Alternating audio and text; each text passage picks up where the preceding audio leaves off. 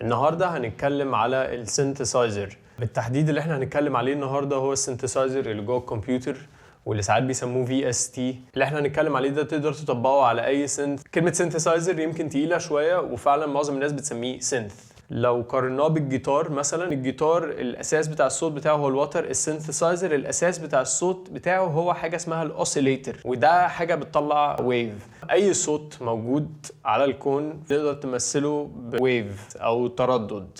السينثسايزر بالتحديد بيطلع اشكال معينه وهي بتتسمى ويف شيب، وهما الساين، السكوير، والسو توث. تعالوا نشوف صوتهم عامل ازاي.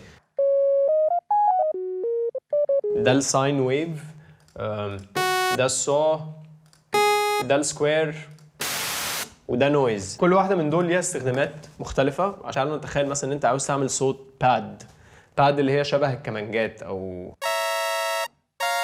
هو طبعا الصوت اللي موجود دلوقتي حالا مش بيمثل ده، بس احنا هنوصله لده. معظم الوقت البادز بتتعمل بالصو. ولو عندي 2 اوسيليترز، بصراحه في حركه ظريفه بتتعمل ان انت تشغل الاثنين اوسيليترز، ممكن تخليهم نفس الشيب او مش ضروري، بس معظم الوقت الحركه دي بتنفع كده اكتر. عندي تحكم في الاوكتاف بتاع الاوسيليتر اللي تحت، فاللي فوق مظبوط عادي، اللي تحت درجه اقل او اوكتاف اقل، 12 سيميتون بالتحديد، فبيطلع لي الصوت ده. مش بس كده، انا عامل دي تيون للي تحت. فدي تيون يعني الاثنين مش ماشيين مع بعض بالظبط، واحد مرحل سنه في البيتش او في التيوننج بتاعه، فبيحصل يعني سمعكم من غير الدي تيون كده هما زي بعض بالظبط. لكن لو زقينا ده شويه، وفعلا هو مش رقم معين، هو عاده هي بتتعمل بالويدن يعني، هنسيبها هنا. بس اهم من الاوسيليترز هو في حاجه في الصوت ده مش عامله اللي احنا بندور عليه. احنا عاوزين صوت يبتدي بالراحه زي فيد ان، ولما اسيب يفضل شغال. عشان اقدر اعمل كده لازم اروح للسكشن اللي اسمها الامب. والامب ده تعالوا نتخيلوا السماعه فعلا. والامب ده فيه 4 كنترولز مهمين جدا في اي سينثسايزر، هم اسمهم اتاك، ديكي، سستين، وريليس، وساعات بيظهروا بمنظر ADSR. الاربع حاجات دول لو فهمتهم هتعرف تعمل اي حاجه انت عاوزها باي سينثسايزر. فمبدئيا ايه هو الاتاك؟ اتاك ده الوقت اللي الصوت بياخده انه يتسمع. فدلوقتي الاتاك على اسرع حاجه ممكنه 5 ms، معناتها 5 ملي سكند. الثانيه فيها 1000 ملي سكند، ف5 ده سريع جدا. لو عملنا كده الصوت هيبتدي يفيد ان شويه، فده الاتاك. كده اتاك سريع، كده اتاك بطيء. الديكي والسستين هما نفس النقطه. السستين هو الليفل الاخيره اللي الصوت هيفضل عليها، فلو نزلنا السستين للاخر الصوت سكت، بس سكت بعد زمن معين، والزمن ده هو الديكي من الاخر. وعشان كده كان لازم اشرح السستين قبل الديكي. لو السستين اعلى ما يمكن عمرنا ما هنسمع الديكي. هو هنبتدي نسمع الايفكت بتاع الديكي لما السستين ينزل. فدلوقتي الصوت هيلعب وبعدين هياخد وقت عبال ما يوصل للسستين. لو زقينا الديكي ده شويه، خليناه دلوقتي هو ثانيه وربع تقريبا، فهو بعد لما وصل لاعلى حته خد ثانيه وربع عبال ما يوصل لاوطى حته. الريليز هو اللي بيحدد ايه اللي هيحصل لما اشيل ايدي. فحاليا الريليز برضو 5 ملي سكند، الصوت بيقف على طول. لكن لو زقينا الريليز شويه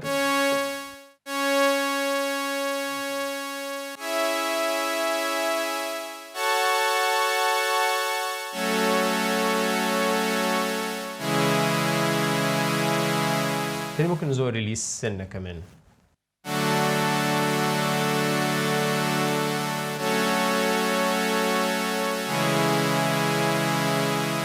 في حاجة تالتة في 90% برضو من السنثات سواء انالوج او ديجيتال، وهي الفلتر. الفلتر ده فعلا بمعنى الكلمة فلتر، هو بيصفي الصوت، بيخلي حاجة تعدي والتانية ما تعديش. والفلترز عادة هم انواع زي ما انتم شايفين، عندنا لو باس، باند باس، نوتش. اللو باس بمعنى اصح لو بصينا على اللي قدامنا ده دلوقتي حالا ده اسمه سبيكترم، واحنا هنا شايفين الصوت كل اللي احنا سامعينه. اللي فوق هنا ده كله دي الحاجات العاليه اللي في الصوت، وده الميد وده اللو. لو انا حطيت لو باس فلتر معناتها ان انا بكتم الهاي اند، هيبقى شكله عامل كده.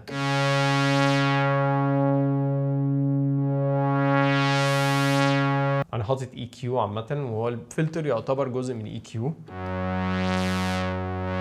ده ظريف جدا، بس احنا مش لازم نعمل ده بالاي كيو عشان هو موجود هنا عندنا وهو مظبوط على ال بي. ال بي معناتها لو باس، هي ممكن تكون بتلخبط شويه، هو بيخلي اللو اذا هو الحته اللي تحت هي اللي تعدي. اللو باس فلتر او اي فلتر عامه هيبقى دايما ليه فريكونسي نوب، والفريكونسي نوب دي بتسمى كات اوف ساعات، وهي دي اللي بتخلينا نعمل حاجات زي كده.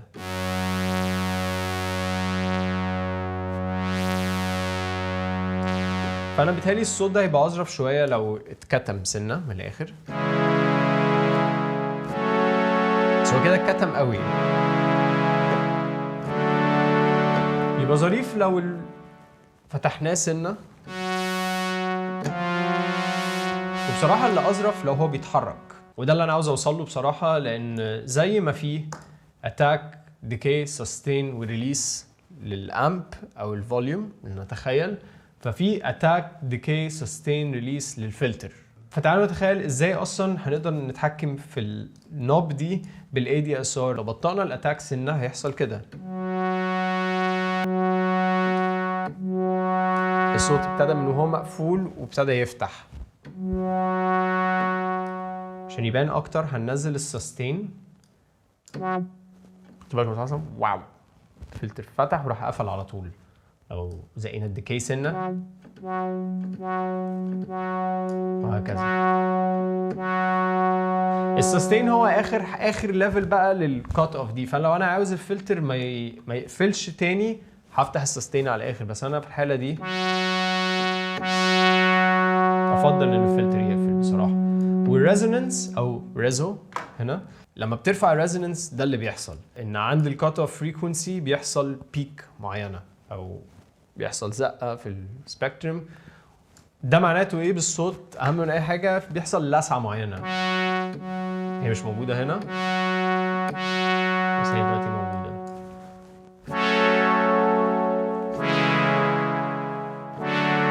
معظم الوقت السنتسايزر صوتها بيبقى اظرف بكتير قوي لما نحط عليها افكتس زي ريفيرب مثلا. فانا عندي هنا ريفيرب على الريتيرن ده، فهبعته ليه.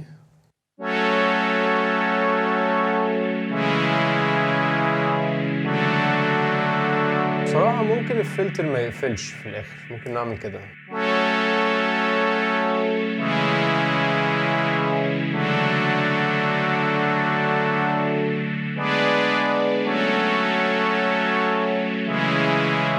غير التو اوسيليترز اللي عندنا في انالوج، عندنا نويز، والنويز ده صوته لوحده عامل كده.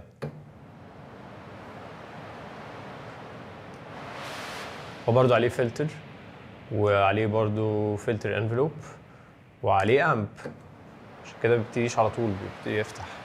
وده اصلا هيبقى صوته عامل ازاي؟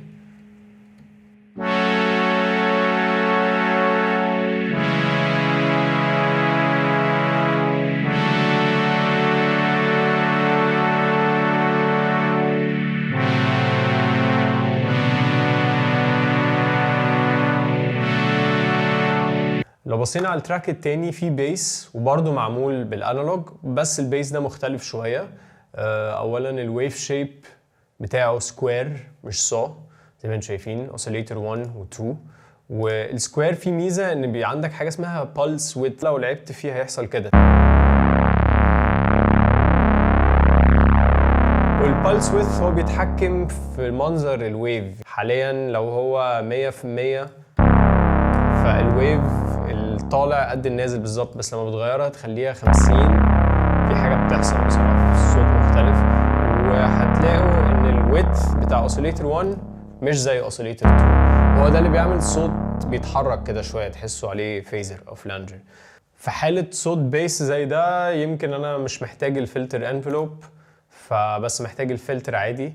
عادة الفلتر انفلوب ده اللي هو الاي دي اس ار بتاع الفلتر بيبقى ليه اماونت معين. احنا هنقفل الانفلوب بصراحة عشان مش محتاجينه قوي هنا.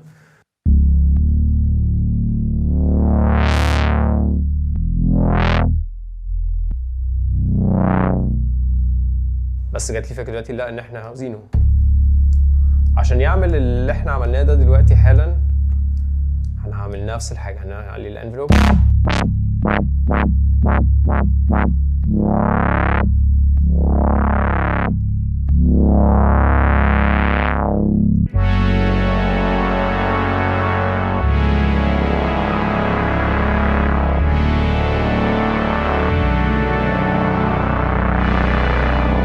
في حاجه في معظم السينثسايزرز اسمها LFO، بس هي بتقع تحت حاجه اهم اسمها موديوليشن معناتها حركه. هنا بقى السينثسايزرز بتختلف. الانالوج فيه 2 اوسيليتر و2 فلتر و2 امب و2 LFO، بس كل LFO ممكن يتحكم فقط في الصف بتاعه. هو ايه اصلا ال LFO ده هو سورس حركه، بمعنى ان عندك ويف شيبس بالمنظر ده، برضو نقدر نتخيله اوسيليتر. هو فعلا LFO معناتها لو فريكونسي اوسيليتر، فهو برضو اوسيليتر تاني في نفس الويف شيبس، بس الفرق ان احنا ما بنسمعوش. نقدر نعمل ايه بالويفز دي؟ تراينجل دي مثلا ممكن نعلي الريت بتاعها، عاوزين نخليها تتحكم في الفلتر نوب دي.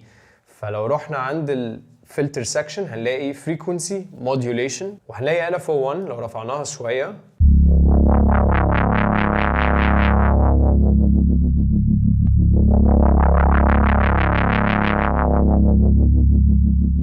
وهي بتبتدي على طول، بس برضو عندنا اتاك. لو رفعنا الاتاك مش هتبتدي على طول.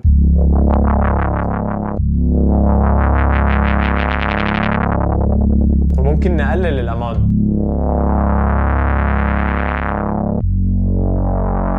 ممكن نعمل حاجة شبيهة في البادز ونروح عند النويز رايح للفلتر ده، والفلتر ده ممكن نديله برضو LFO.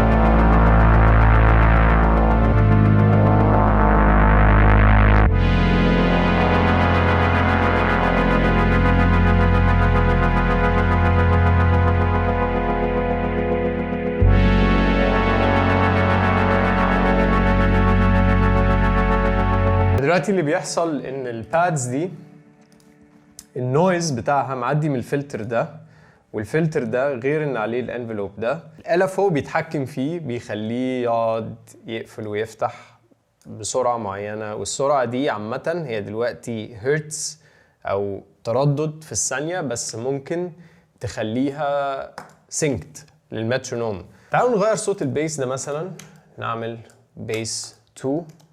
فرق ان البيس ده بصراحة الانفلوب بتاعه هيبقى مختلف، هيبقى بيس بالنوع اللي هو بلوكي او سريع شوية. عشان اعمل كده كل اللي انا عملته بس حركت الاتاك، بدل ما الاتاك بتاع الفلتر كان بيبتدي بالراحة خليته يبتدي على طول.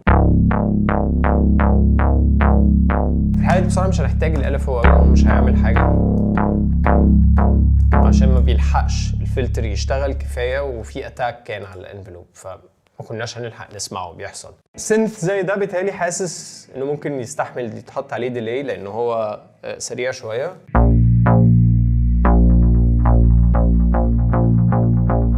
عندنا هنا ديلي بتاع ايبلتون برضو. تعالوا نجرب الموضوع ده تاني كده.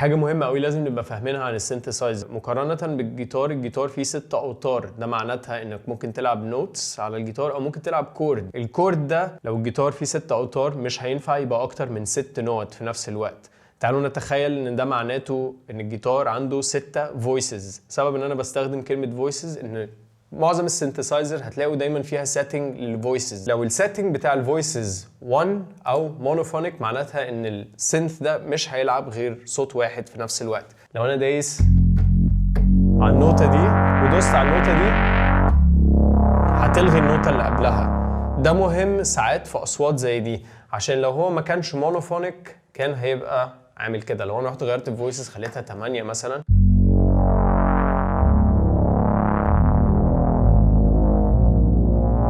الاصوات هتبتدي تسيح في بعض. للسبب ده هخلي البيس بتاعي مونوفونيك. البادز اللي احنا عاملينها هنا فيها 16 فويس. بصراحه مش محتاجين 16 فويس لان انا مش بلعب كوردز فيها 16 نوته. معظم الكوردز اللي انا بلعبها 3 نوت، ففعلا انا مش محتاج اصلا ولا حتى 8، يعني هسيبها 8 عشان لو عاوز العب لاين تاني فوقيها. السبب ان دي حاجه مهمه تبقوا عارفينها، ان لو انت فاتح كذا سينثسايزر مخليهم كلهم على اعلى عدد من الفويسز، احتمال كبير ان الكمبيوتر هيبقى بطيء شويه والسيشن هتبقى بطيئه، لان الفويسز دي بتستهلك سي بي يو. كل ما بتستخدم سينثسايزرز اكتر وفي اس تيز كل ما الكمبيوتر بيتقل، وكل ما السيتنجز بتاعت الحاجات دي ما بتبقاش مظبوطه قوي كل ما السيشن هتتقل اكتر بكتير. في سيتنج تاني عاده بيبقى موجود في معظم الفي اس تيز والسينثسايزرز الحقيقيه، وهو اسمه جلايد.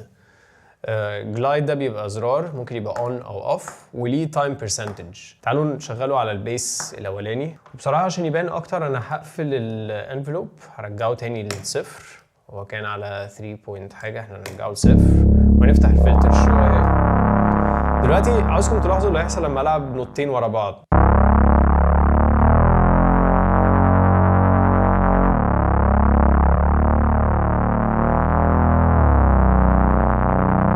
ما بين نوتة ونوتة البيتش بيجلايد او بيتزحلق. لو قفلناه هنسمع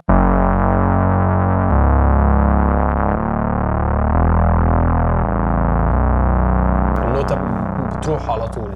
جلايد بيبقى ظريف جدا لما تلعب من نوتة عالية لنوتة واطية.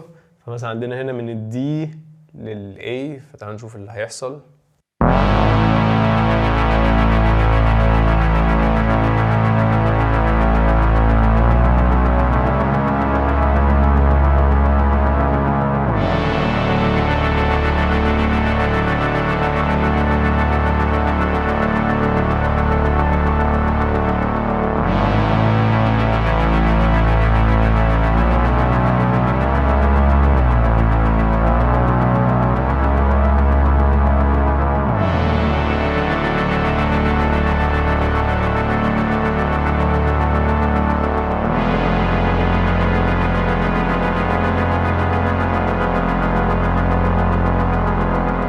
السينثسايزر اللي احنا بنتكلم عليه ده النهارده جوه الكمبيوتر، بس هو اصلا اختراع موجود من 100 سنه تقريبا.